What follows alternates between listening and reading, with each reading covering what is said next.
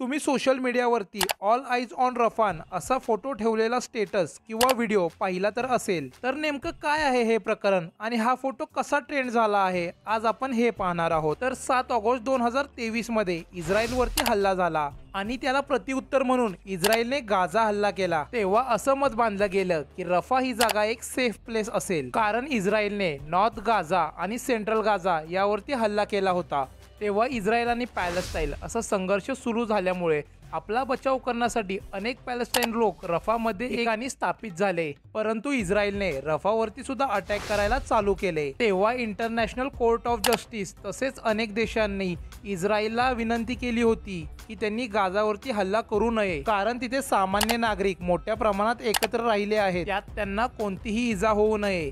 पण झालं तेव्हा इस्रायलच्या हल्ल्यामध्ये रफामधील सामान्य लोक मारले गेले। इस्रायलने केलेल्या हल्ल्यामध्ये कमीत कमी 45 पॅलेस्टाईन लोक मारले गेले अशी माहिती मिळाली आहे। या हल्ल्यानंतर इस्रायल आणि त्यांच्या पंतप्रधान बेंजामिन यांच्यावरती देशातून टीका होऊ लागली। आमचा पूर्ण प्रयत्न असतो की सामान्य माणसांवरती टीका होणार नाही, मात्र मागील दिवशी झालेली घटना दुर्दैवी आहे असे बेंजामिन नेतन्याहू म्हणले आहेत। तसेच या प्रकरणावरती तपास केला जाईल असे ते म्हणले आहेत। सोशल मीडियावरती इस्रायल विरुद्ध मोहीम राबवली गेल्याचं दिसत आहे। ऑल आईज ऑन रफा म्हणजे रफावरती सर्वांच्या नजरा असे कॅप्शन असलेला फोटो सध्या सोशल मीडियावरती सर्व ठिकाणी दिसत आहे। सामान्य व्यक्तीपासून सेलिब्रिटी पर्यंत अनेक लोकांनी त्यांच्या इंस्टाग्राम वरती हे छायाचित्र शेअर केलं आहे। माधुरी दीक्षित, आलिया भट्ट, वरुण धवन, समंता राऊत प्रभू, तृप्ती डिमरीस अनेक सेलिब्रिटींनी हे छायाचित्र त्यांच्या सोशल मीडियावरती शेअर केलेलं आहे। पण काही वेळातच या सेलिब्रिटींनी ही पोस्ट डिलीट सुद्धा केली। तसेच हॅशटॅग ऑल आईज ऑन रफान हा हॅशटॅग सोशल मीडियावरती ट्रेंड होताना दिसत होता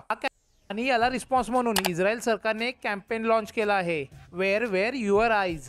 इस्रायलवरती 7 ऑक्टोबरला हल्ला झाला होता, तेव्हा तुमचे डोळे कुठे होते, तेव्हा तुम्ही तुमची चिंता का व्यक्त केली नाही असा प्रश्न केला आहे। या फोटोमध्ये एक अतिरेकी रायफल घेऊन बाळासमोर उभा आहे असे दाखवले आहे। हमासच्या आकस्मिक हल्ल्यामध्ये सुमारे 1200 इस्रायल नागरिक मारले गेले आणि अनेकांना बंधक म्हणून ठेवण्यात आले। 7 ऑक्टोबर रोजी हमासच्या हल्ल्यानंतर गेल्या वर्षी नोव्हेंबरमध्ये आठवडाभर चाललेल्या युद्धविराम दरम्यान अनेक इस्रायल हॉस्टेजची सुटका करण्यात आली होती। इस्रायलने दावा केला आहे की 99 बंधक अजूनही अतिरेक्यांच्या ताब्यात ठेवले असून त्यातील 31 जणांचा मृत्यू झाला आहे। येणाऱ्या काळात इस्रायल हल्ला करेल की थांबवेल याच्यावरती अनेक लोकांचे प्राण अवलंबून आहेत।